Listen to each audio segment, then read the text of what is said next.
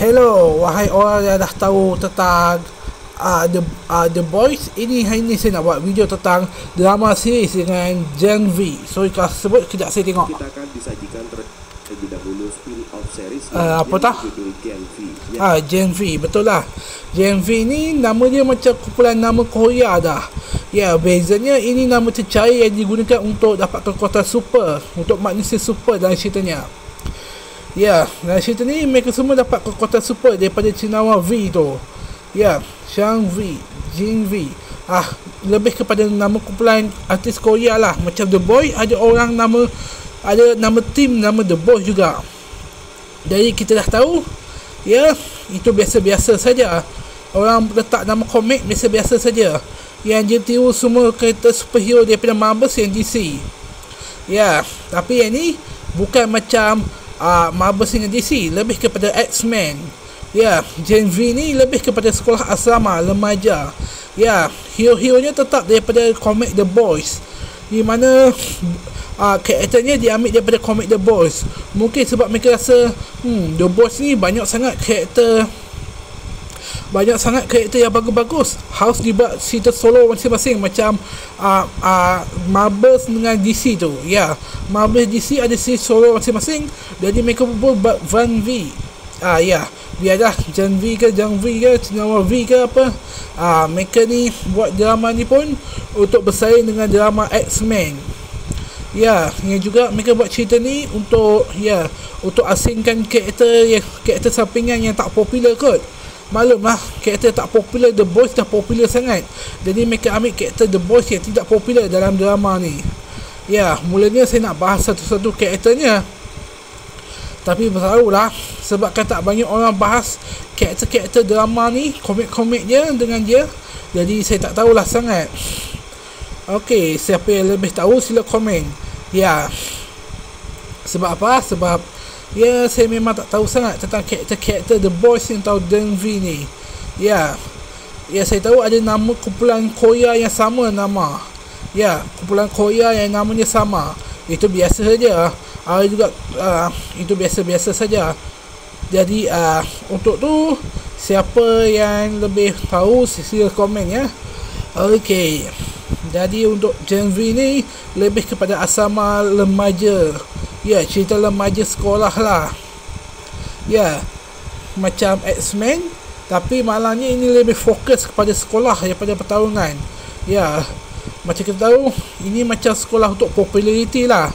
Kat Malaysia ada juga untuk jadi artis, tapi maklum mas zaman moden ni banyak duit lagi popular.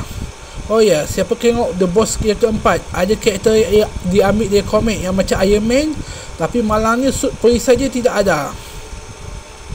Okey, sebut pasal superhero, ya, sayang sekali tak ada siapa yang buat video bahas superhero The Vine ni dengan The Boys. Ya, tak ada siapa yang buat video tentang karakter-karakternya. Ya, maklumlah, saya pun tak tahu sangat tentang drama ni. Ini kan drama ni masih dah lama, tapi tak kenapa saya berharap ada sequel kedua. Ya, yang saya berharap The Boys cepat-cepat tamat kalau musim kelima.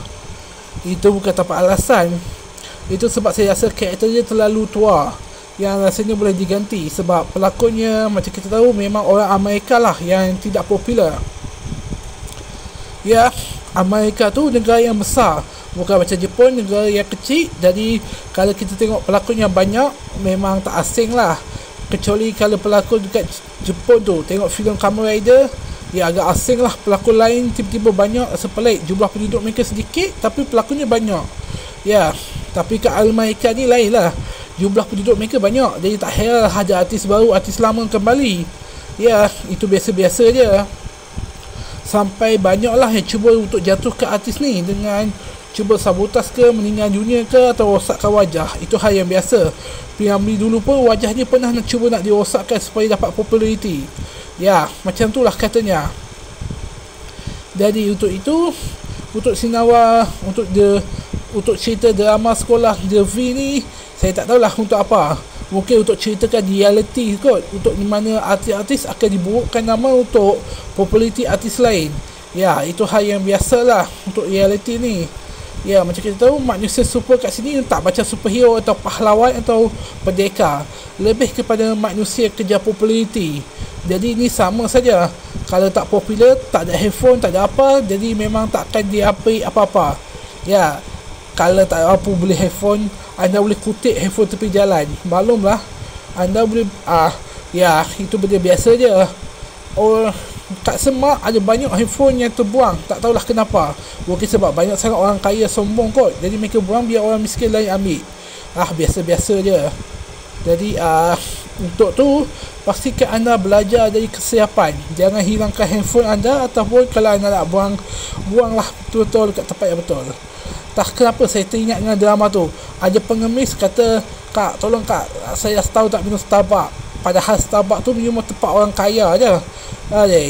Jangan harap saya nak minum kat sana. Okey, untuk tu, jadi tapi apa pelik, pengemis tu kata tak minum Starbucks, tiba-tiba handphone dia terjatuh. Ya, mana-mana dia dapat duit. Ada dia cakap, dia kutip kat tong sampah. Ya, jenama Apple, tapi banyak dalam tong sampah. Wow. Ya, si Nawa V ni untuk drama ni bukan nak bagi tahu, kalau tak popular di handphone, tak popular di mana-mana, memang tak akan popular lah remaja dalam cerita ni. Ya, mulanya saya nak bahas karakter-karakter dalam ni, tapi sebabkan saya tak pernah baca komiknya, tak pernah tahu ceritanya. Okey, anda boleh tahu, cari sini jawapannya dekat channel YouTube lain, sebab saya cuba bahas tentang drama ni je, yang reality dunia ni. Okey, itu saya cakap. Assalamualaikum warahmatullahi wabarakatuh.